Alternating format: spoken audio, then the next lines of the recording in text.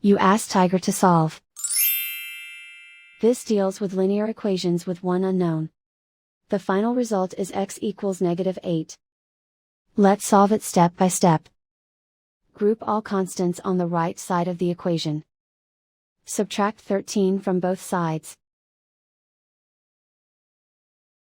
Group like terms. Simplify the arithmetic.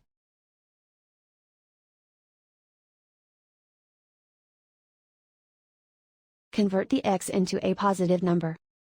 Multiply both sides by -1. Remove the ones.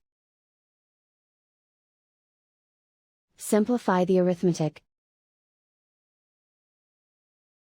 And so the final result is x equals -8.